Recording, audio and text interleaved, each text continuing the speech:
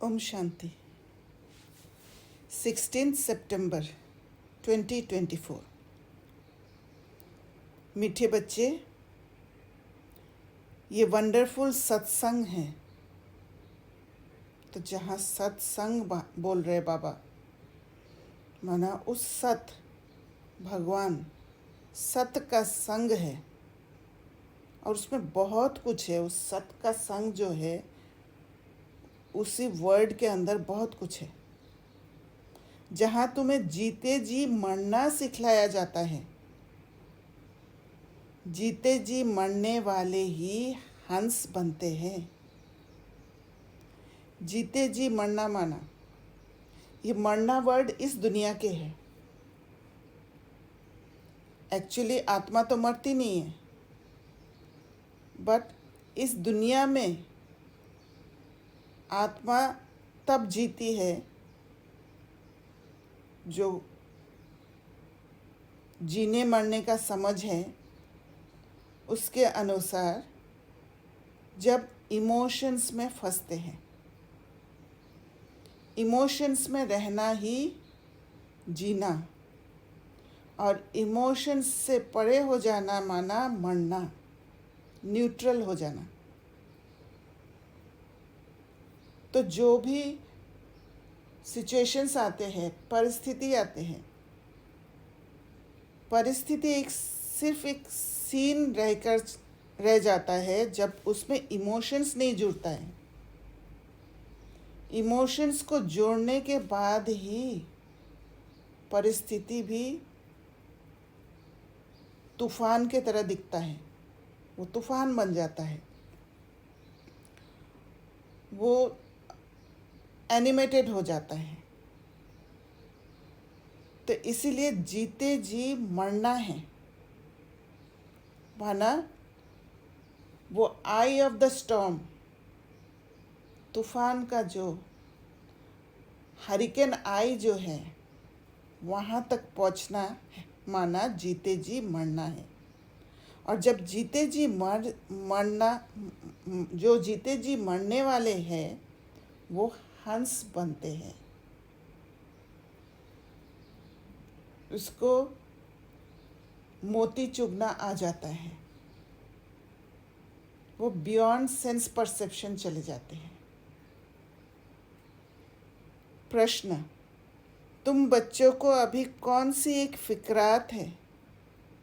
उत्तर, हमें विनाश के पहले संपन्न बनना है।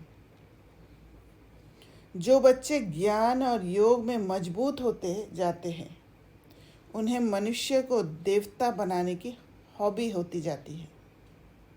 वह सर्विस के बिना रह नहीं सकते हैं। जिनकी तरह भागते रहते हैं।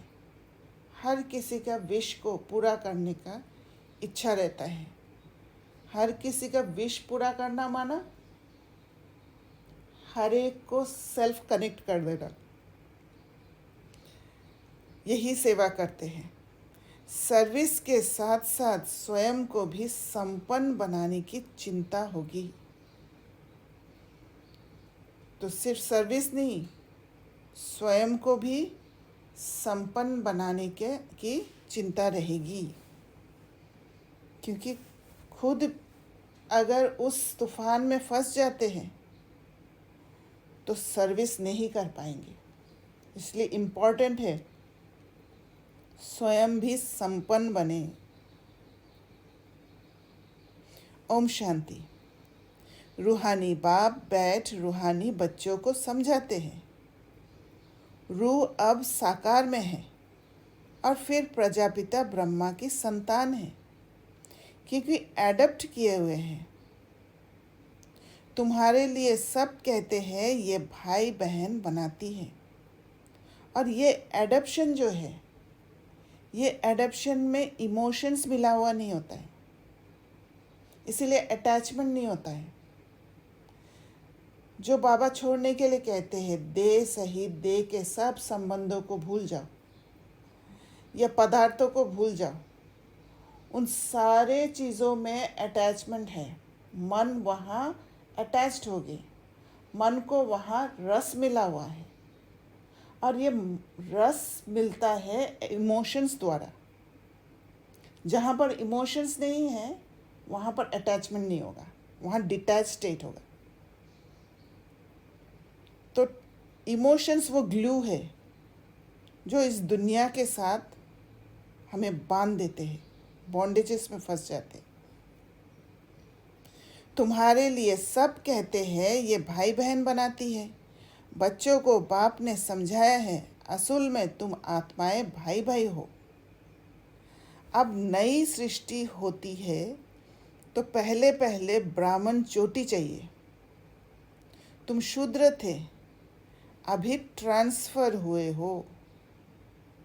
तो सबसे ज़्यादा इमोशंस, सबसे ज़्यादा पावरफुल इमोशन जो है नेगेटिव इमोशन, काम विकार, उससे सबसे पहले छुड़ाते हैं बाबा, ताकि अंदर में पावर आ जाए बाकी इमोशंस से छूटने के लिए।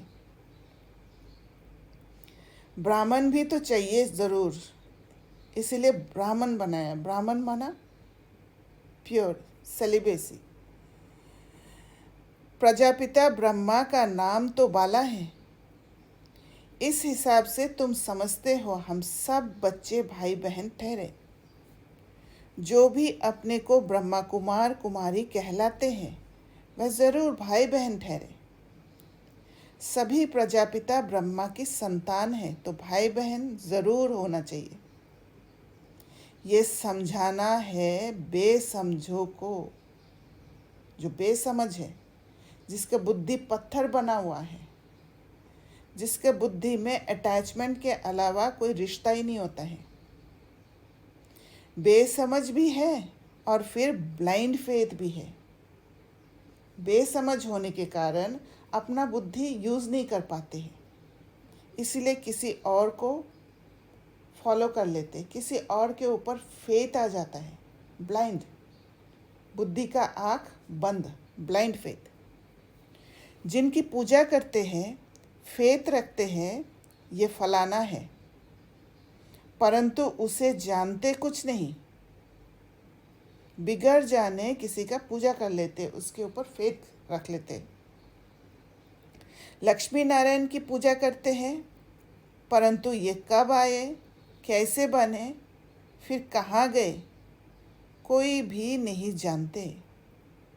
कोई भी मनुष्य नेहरू आदि को जानते हैं तो उन्हों की हिस्ट्री ज्योग्राफी का भी सब पता है। अब जैसे नेहरू कौन है, क्या है, जब सब जानते हैं तो फट से इमोशंस के साथ नहीं जुड़ते हैं, उससे अटैच नहीं होते हैं, क्योंकि पता है वो बहुत बड़ा आदमी है, उसके साथ मेरा अटैचमेंट हो ही नहीं सकता। पर जहाँ पर जानते नहीं हैं वहाँ पर इमोशंस जुड़ता है, और इमोशंस जुड़ने के कारण ब्लाइंड फेथ आ जाता है। और वो ये ब्लाइंड फेथ और बेसमझ दोनों चीज़ एक साथ चलता है। अब फिर जाके वो कार्य कर लेते हैं जहाँ तूफान का संभावना होता है, स्वयं को छोड़ देते हैं, सेल्फ कनेक्शन बिगड़ जाता है।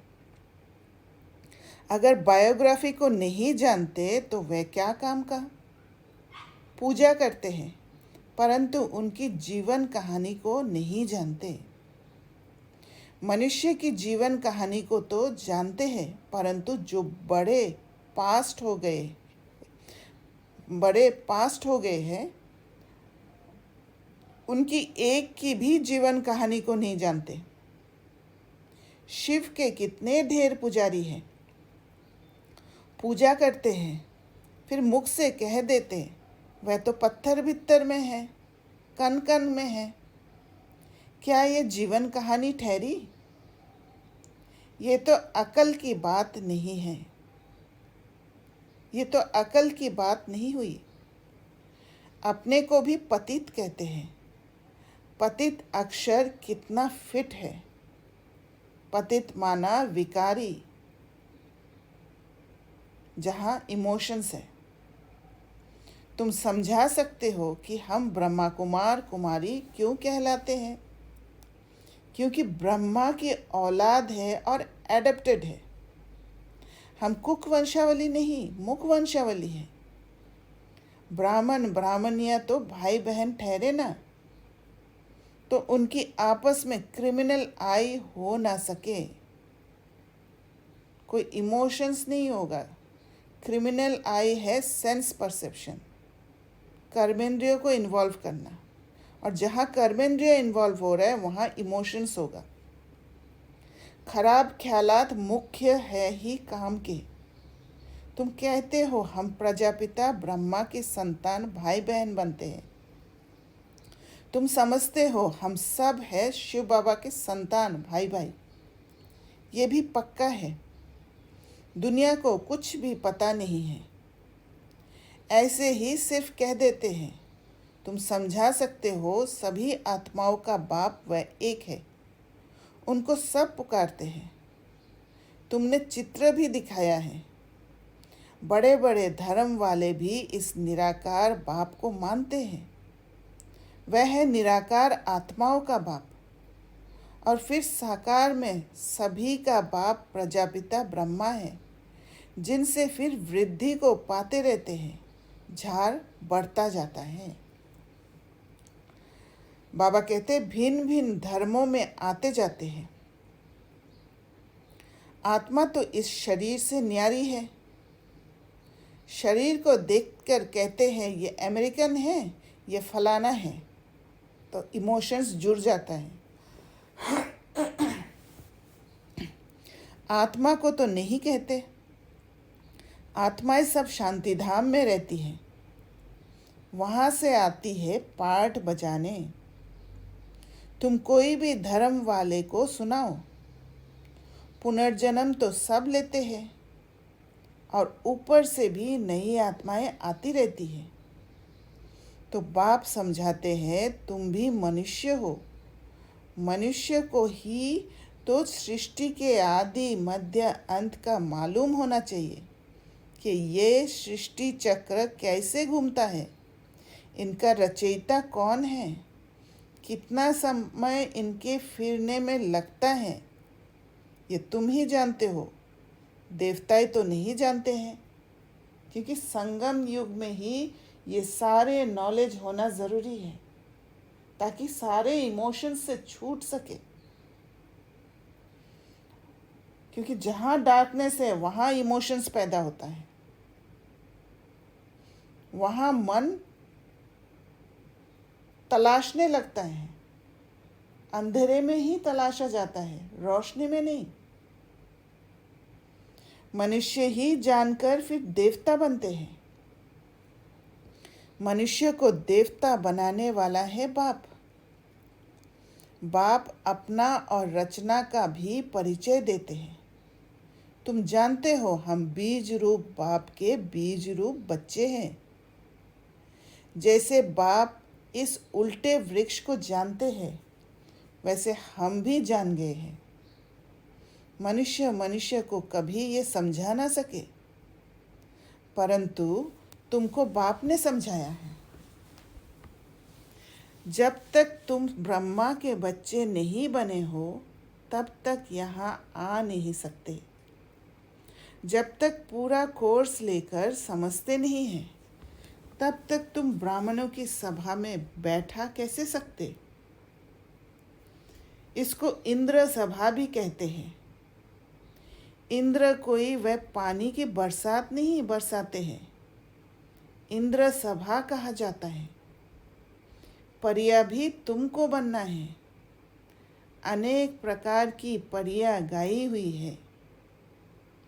कोई बच्चे अच्छे शोभावान होते हैं तो कहते हैं ना, ये तो जैसे परी है, पाउडर आदि लगाकर सुंदर बन जाते हैं। सतयुग में तुम बनते हो परिया परिजादे। अभी तुम ज्ञान सागर में ज्ञान स्नान करने से परिया देवी देवता बन जाते हो। Detached state. तुम जानते हो हम क्या से क्या बन रहे हैं। जो सदा प्योर बाप है, सदा खूबसूरत है, वह मुसाफिर तुमको ऐसा बनाने के लिए सावरे तन में प्रवेश करते हैं। अब गोरा कौन बनावे? बाबा को बनाना पड़े ना। सृष्टि का चक्र तो फिरना है। अब तुमको गोरा बनना है। पढ़ाने वाला ज्ञान सागर एक ही बाप है, क्योंकि बाबा गोरा है तो बाबा को वो सावलेपन दिखाई देगा। जो सावरे हैं वो सावरे को देख नहीं पाते हैं। जब ज्ञान को लेके धीरे धीरे गोरा बनते जाते हैं तब वो सावरेपन दिखाई देने लग जाता है। ज्ञान का सागर, प्रेम का सागर, उस बाप की जो महिमा गाई जाती है वह लौकिक बाप की थोड़े ही हो सकती है। बेहद के बाप की ही महिमा है। उनको ही सब पुकारते हैं कि हमको ऐसी महिमा वाला आकर बनाओ। अभी तुम बन रहे हो ना, नंबरवार पुरुषार्थ अनुसार। पढ़ाई में सब एक रस नहीं होते हैं। रात दिन का फर्क रहता है ना। तुम्हारे पास भी बहुत आएंगे। ब्राह्मण ज़रूर बनना है। फिर कोई अच्छी रीति पढ़ते हैं, कोई कम। जो पढ़ाई में सबसे अच्छा होगा तो दूसरों को भी पढ़ा सकेंगे। तुम समझ सकते हो, इतने नॉलेज निकलते रहते हैं। बाबा भी कहते हैं कॉलेज ऐसे बनाओ जो कोई भी समझ सके कि इस कॉलेज में रचता और रचना के आदि मध्य अंत का नॉलेज मिलता है। बाप भारत में ही आते हैं तो भारत में ही कॉलेज खुलते रहते हैं। आगे चल विदेश में भी खुलते जाएंगे। बहुत कॉलेज, यूनिवर्सिटीज़ चाहिए ना, जहाँ बहुत आकर पढ़ेंगे। फिर जब पढ़ाई पूरी होगी तो देवी देवता धर्म में सब ट्रांसफ़र हो जाएंगे, अर्थात मनुष्य से देवता बन जाएंगे। इमोशंस सारे ख़त्म हो जाएंगे और न्यूट्रल स्टेट में आ जाएंगे, क्योंकि इमोशंस की ज़रूरत ही नहीं है जब सेल्फ कनेक्शन होता है। सेल्फ कनेक्शन में खालीपन नहीं होता है। जहाँ एम्प्टीनेस है वहाँ बाहर से लेने की कोशिश करते हैं, और जब तक बाहर वो सुख मिलता है तब तक रियलाइज़ नहीं होता है कि मैं सेल्फ कनेक्टेड नहीं हूँ। तब तक रियलाइज़ नहीं होता है कि ट्रॉमा क्रिएट हो रहा है। जैसे ही वो अल्पकाल का सुख खत्म हो जाता है तब वो पेन महसूस होता है, क्योंकि चोट पहुंचा तो पेन तो होगा ना। तुम मनुष्य से देवता बनते हो ना। गायन भी है। किसी को कुछ कहना है? ओम शांति दीदी, एक ओम क्वेश्चन शांति। था। जी। दीदी, नेचर से अगर कनेक्टेड हो जाते हैं कि अच्छा, मतलब नेचर देख के कहीं पे बैठे हो या ऐसे बहुत अच्छा वेदर है, तो वो भी इमोशनल कनेक्ट होता है, क्योंकि उससे भी बहुत हैप्पीनेस लेते हैं। नहीं, नेचर आपको सेल्फ कनेक्ट करने में मदद करता है। वो एक सहयोग है, क्योंकि नेचर में कामनेस है। ओके। नेचर से हम एनर्जी छीनते नहीं हैं। नेचर का सहयोग लेके हम सेल्फ कनेक्टेड होते हैं। जैसे एक ब्राह्मण दूसरा ब्राह्मण को सहयोग देते हैं। कोई रावण के हाथ में फंसे हुए है तो उसको सहयोग देके, उसको पावर देके सेल्फ कनेक्ट कर देना। तो वो पावर देना,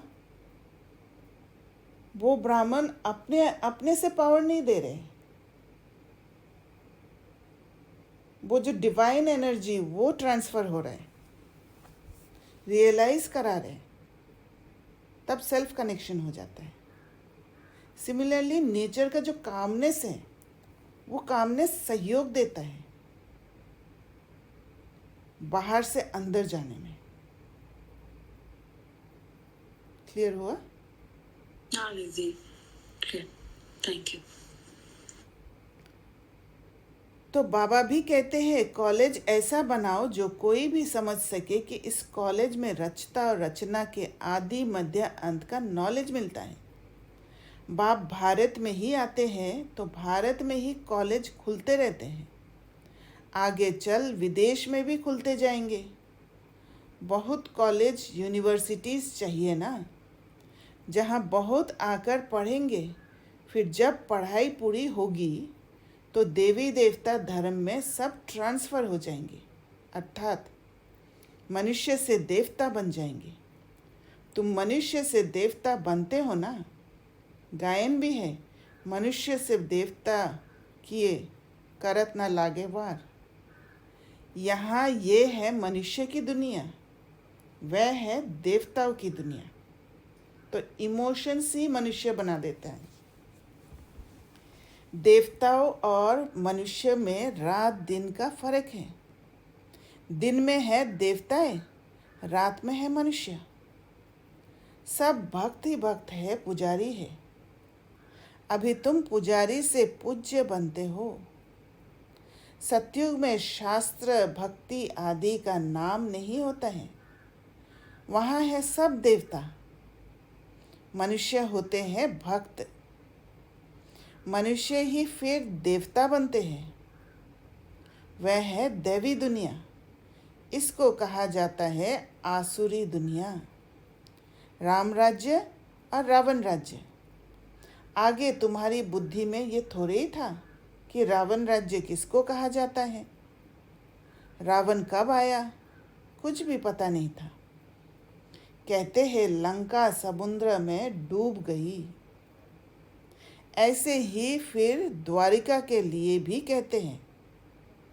अभी तुम जानते हो ये सारी लंका डूबने की है।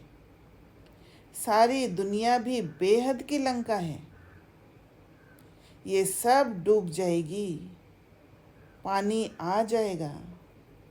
ज्ञान का पानी से लंका डूबकर ख़त्म हो जाएगा, ज्ञान के पानी में। बाकी स्वर्ग कोई डूबता थोड़ी है। कितना अथाह धन था। बाप ने समझाया है, एक ही सोमनाथ मंदिर को मुसलमानों ने कितना लूटा। अभी देखो कुछ नहीं रहा है।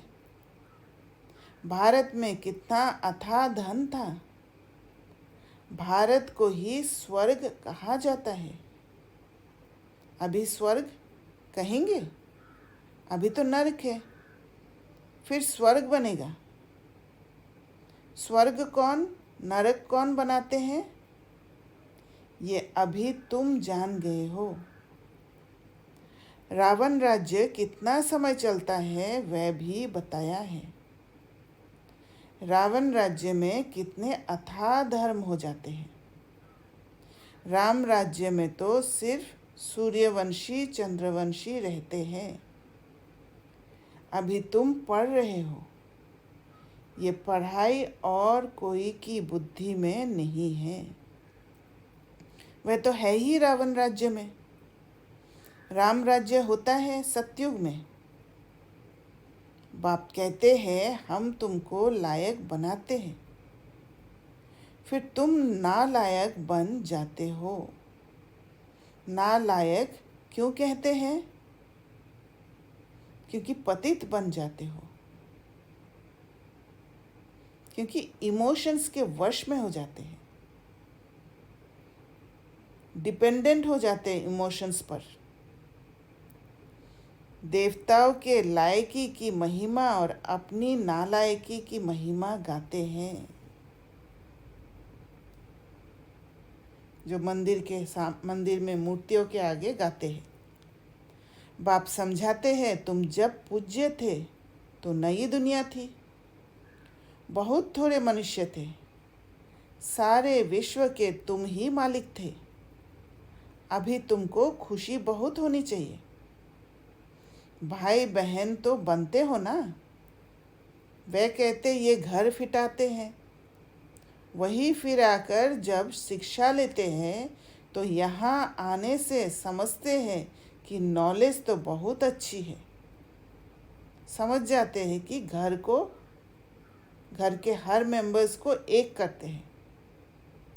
अर्थ समझते हैं ना, क्योंकि उसमें इमोशंस जुड़ा हुआ होता है, अटैचमेंट जुड़ा हुआ होता है, इसलिए सोचते घर फिटाते हैं। भाई बहन बिगर पवित्रता कहाँ से आए? सारा मदार पवित्रता पर ही है।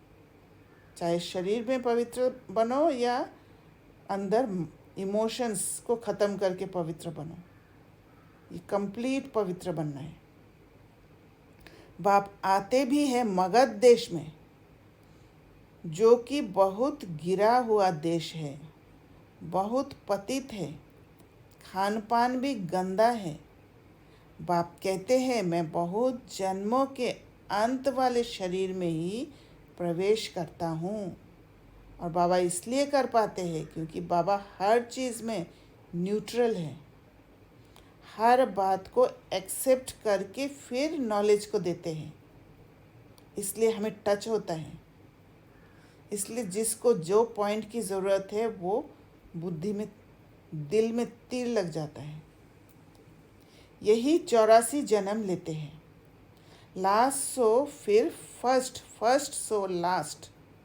मिसाल तो एक का बताएंगे ना।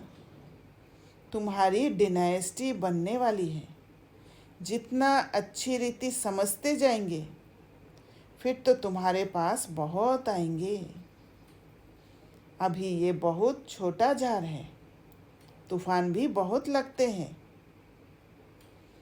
सतयुग में तूफानों की बात ही नहीं, क्योंकि वहाँ इमोशंस नहीं है। ऊपर से नई नई आत्माएं आती रहती है, यहाँ तूफान लगते ही गिर पड़ते हैं।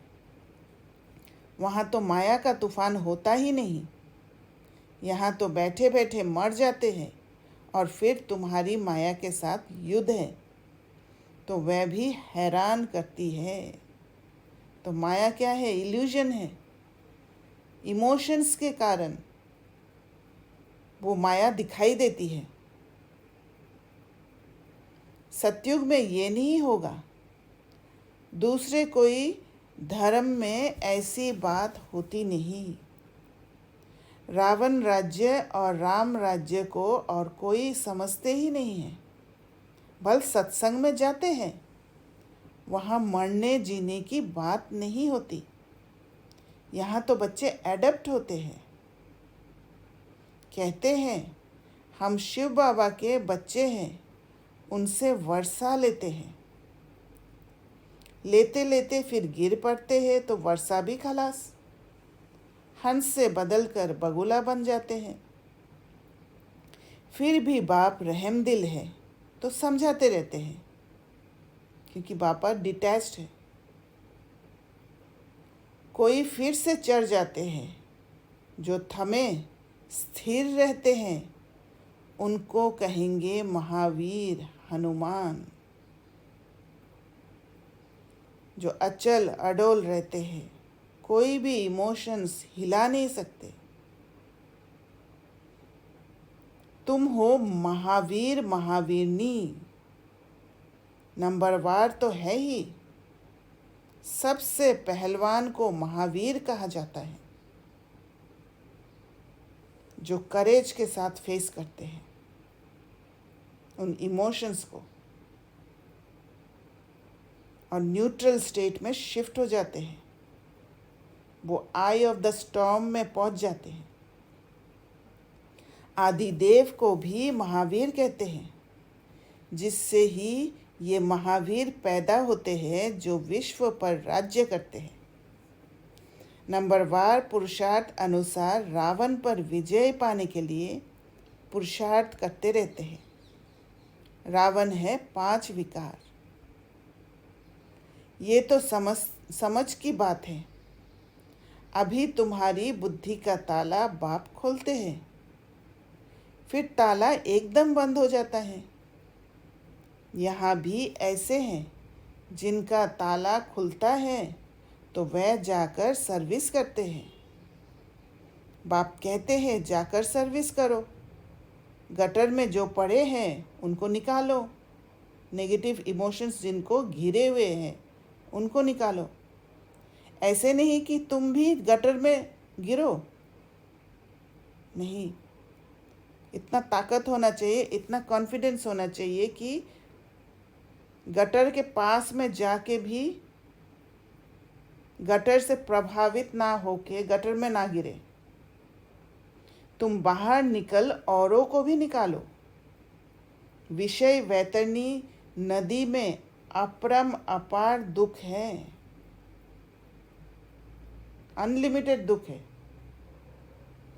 अभी अपरम अपार सुखों में चलना है, वो अनलिमिटेड सुख में जाना है, बियॉन्ड। जो अपरम अपार सुख देते हैं उनकी महिमा गाई जाती है। जो बियॉन्ड सेंस परसेप्शन सुख है वो प्योर सुख है, क्योंकि जहाँ कर्मेंद्रिय इन्वॉल्व है वो सुख दुख देने का निमित्त बनता है। रावण जो दुख देते हैं उनकी महिमा होगी क्या? रावण को कहा जाता है असुर, क्योंकि वो दुख देने वाला सुख देता है, इसलिए महिमा नहीं होता है उसका। रावण कहते हैं तुम रावण राज्य में थे, अभी अपार सुख पाने के लिए तुम यहाँ आए हो। तुमको कितने अपार सुख मिलते हैं, अतीन्द्रिय सुख, इंद्रिय से परे वाला सुख। खुशी कितनी रहनी चाहिए और खबरदार भी रहना चाहिए, क्योंकि खुशी ही ऐसा इमोशन है जो आपको बहुत हाई फ्रीक्वेंसी में भी ले जा सकता है, बहुत लो में भी गिरा दे सकता है। इसलिए अलर्ट भी रहना होता है, खबरदार भी रहना होता है। अतीन्द्रिय सुख में रहते हुए वो न्यूट्रल स्टेट को मेंटेन करते रहना है। पोजीशन तो नंबरवार होती है, हर एक एक्टर का पोजीशन अलग है। सब में तो ईश्वर हो ना सके। बाप हर बात बैठ समझाते हैं। तुम बाप को और रचना के आदि मध्य अंत को जान जाते हो, नंबरवार पुरुषार्थ अनुसार। नंबरवार पढ़ाई पर ही मार्क्स होती है। ये है बेहद की पढ़ाई, इसमें बच्चों का बहुत अटेंशन होना चाहिए। पढ़ाई एक रोज भी मिस ना हो। हम हैं स्टूडेंट, गॉडफादर पढ़ाते हैं। वह नशा बच्चों को चढ़ा रहना चाहिए, और ये नशा जो है, ये नशा न्यूट्रल स्टेट में ही हो सकता है। भगवानुवाच सिर्फ उन्होंने नाम बदलकर श्री कृष्ण का नाम डाल दिया है। भूल से श्री कृष्ण भगवानुवाच समझ लिया है, क्योंकि श्री कृष्ण हुआ नेक्स्ट टू गॉड, क्योंकि उस बॉडी में वो आत्मा नेक्स्ट टू गॉड बैठे थे, और वो आत्मा ही बाप समान बने, नेक्स्ट हाई स्टेट में भगवान जैसे हाई स्टेट तक पहुँचे, इसलिए नेक्स्ट टू गॉड है। स्वर्ग जो बाप स्थापन करते हैं उनमें नंबर 1 ये है ना, इसीलिए कंफ्यूज हो जाते हैं, श्री कृष्ण को भगवान समझ लेते हैं। ये ज्ञान अभी तुमको मिला है। नंबरवार पुरुषार्थ अनुसार अपना भी कल्याण करते हैं और दूसरों का भी कल्याण करते रहते हैं। उनको सर्विस बिगर कभी सुख नहीं आएगा। तुम बच्चे योग और ज्ञान में मजबूत हो जाएंगे तो काम ऐसे करेंगे जैसे जिन। मनुष्य को देवता बनाने की हॉबी लग जाएगी। मौत के पहले ही पास होना है। सर्विस बहुत करनी है। पीछे तो लड़ाई लगेगी, नेचुरल कैलामिटीज़ भी आएगी। तो जब वो न्यूट्रल स्टेट में टिकते हैं, जब वो सारे इमोशंस प्यूरिफाई हो जाता है, वो प्योर स्टेज आ जाता है, तो फिर अपने आप सेवा आपके सामने आ जाता है और आप उस सेवा में एनर्जी लूज़ नहीं करते हो, दूसरों को भी एनर्जी देते हो और ब्लेसिंग और एनर्जी दोनों गेन करते हो। तो वो एक नशा की तरह हो जाता है, जिससे हॉबी बन जाता है। अच्छा, मीठे मीठे सिकिलदे बच्चों प्रति माता पिता बाप दादा का याद प्यार और गुड मॉर्निंग। रूहानी बाप की रूहानी बच्चों को नमस्ते। हम रूहानी बच्चों की रूहानी बाप दादा को याद प्यार, गुड मॉर्निंग और नमस्ते। धारणा के लिए मुख्य सार। पहला पॉइंट, लास्ट सो फर्स्ट जाने के लिए महावीर बन पुरुषार्थ करना है। शक्तिशाली, स्थिर, अचल अडोल बन पुरुषार्थ करना है। माया के तूफानों में हिलना नहीं है। वो जो इल्यूजन है, जो है ही कुछ नहीं, उसको जान नहीं देना है इमोशंस द्वारा। बाप समान रहम दिल बन मनुष्य के बुद्धि का ताला खोलने की सेवा करनी है। दूसरा पॉइंट, ज्ञान सागर में रोज ज्ञान स्नान कर परिजादा बनना है। एक दिन भी पढ़ाई मिस नहीं करनी है। भगवान के हम स्टूडेंट हैं, इस नशे में रहना है। वरदान, गंभीरता के गुण द्वारा फुल मार्क्स जमा करने वाले गंभीरता की देवी व देवता भव। गंभीरता के गुण है इमोशनल मैच्योरिटी, जहाँ इमोशंस में फंसते नहीं हैं, उससे फुल मार्क्स जमा होगा और गंभीरता की देवी व देवता बनेंगे। वर्तमान समय गंभीरता के गुण की बहुत बहुत आवश्यकता है, क्योंकि बोलने की आदत बहुत हो गई है। टॉकी वर्ल्ड में होने के कारण हम ज़्यादा बोलते हैं, और जब ज़्यादा बोलते हैं तो फिर बैलेंस बिगाड़ लेते हैं, इमोशंस में फंस जाते हैं। जो आता है वो बोल देते हो। किसी ने कोई अच्छा काम किया और बोल दिया तो आधा ख़त्म हो जाता है। तो इसका मतलब ये नहीं है कि एक्सपीरियंस शेयर करना छोड़ देना है। कुछ कुछ भाई बहनें ऐसे करते हैं, एक्सपीरियंस शेयर करना छोड़ देते हैं। बाबा का ये समझानी है कि उसमें इमोशंस के साथ जुड़ना नहीं है। न्यूट्रल स्टेट में रह के जब आप एक्सपीरियंस शेयर करते हो, वर्णन करना माना क्या है? वर्णन तभी होता है जब इमोशंस जुड़ा हुआ होता है, वो अगले आत्मा को फील होता है, इमोशंस ट्रांसफ़र हो जाता है। तो न्यूट्रल स्टेट में जब वर्णन करते हैं, जब बोलते हैं, तो फिर एनर्जी लॉस नहीं होगा कभी भी। तो बाबा ने कहा किसी ने कोई अच्छा काम किया और बोल दिया तो आधा ख़त्म हो जाता है, आधा ही जमा होता है। और जो गंभीर होता है ना, इमोशनली मैच्योर होते हैं, इमोशंस के कंट्रोल में नहीं आते हैं, उसका फुल जमा होता है। इसलिए गंभीरता की देवी व देवता बनो और अपनी फुल मार्क्स इकट्ठी करो। वर्णन करने से मार्क्स कम हो जाएगी।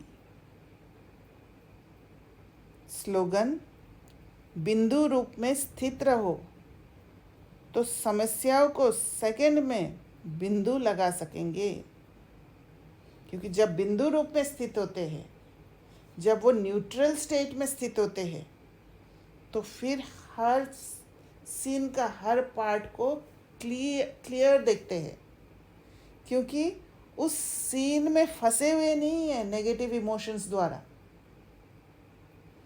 तो हिलते नहीं है। जहाँ हिलना नहीं है, जहाँ हिलने का सीन ही नहीं है, स्थिरता है, वहाँ सब कुछ क्लियर दिखाई देता है, तो सॉल्यूशन मिल जाता है और सेकंड में बिंदु लग जाता है। ओम शांति।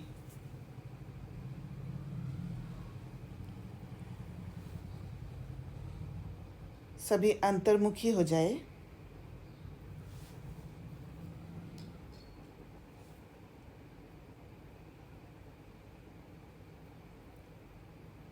और भीतर की ओर बस जाए।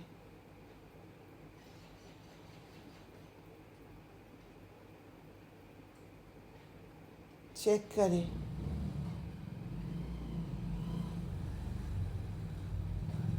कोई इमोशंस का हलचल तो नहीं है।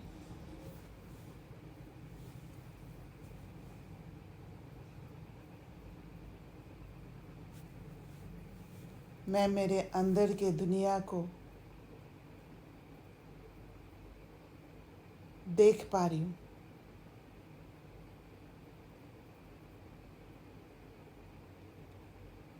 हर कोने को चेक कर रही हूँ।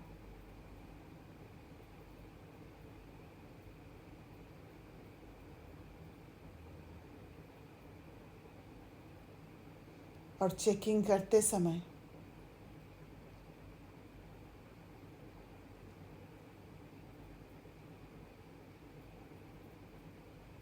हर एक इमोशंस को फेस करने के लिए तैयार हूँ,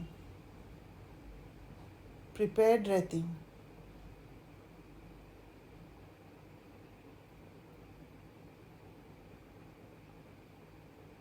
डिटैच्ड होके मैं हर एक इमोशंस को देखती हूँ।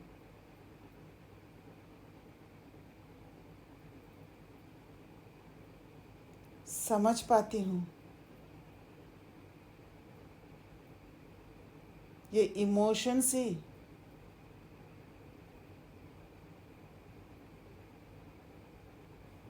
हर एक सीन को जिंदा कर देता है।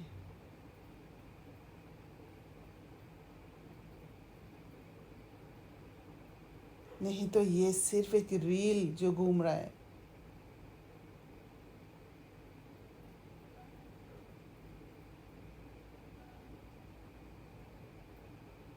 मेरे अंदर हर इमोशंस का मैं प्यूरिफिकेशन करती हूँ।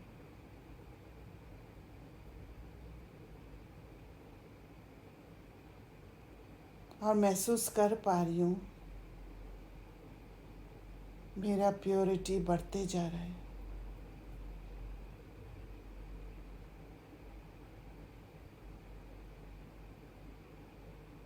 मेरा चमक बढ़ते जा रहा है।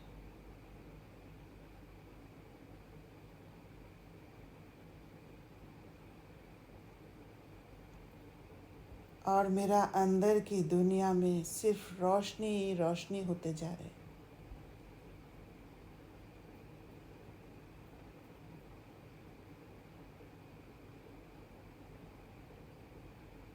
जहाँ मुझे हर कोने का नॉलेज है।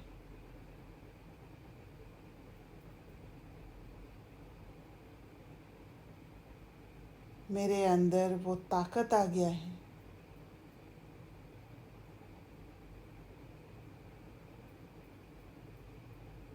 जिस ताकत से मैं हर धोखे से बच सकती हूँ।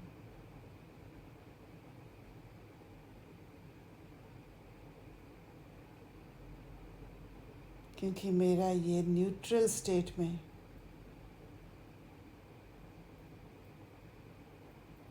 सबसे पावरफुल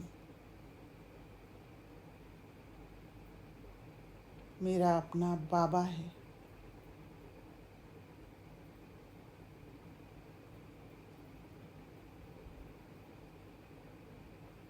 हर पल वो शक्ति मेरे अंदर फ्लो करते जा रहे।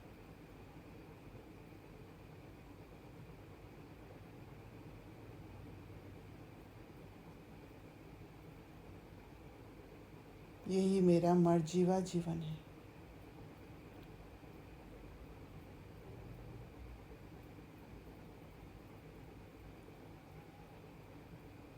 ओम शांति।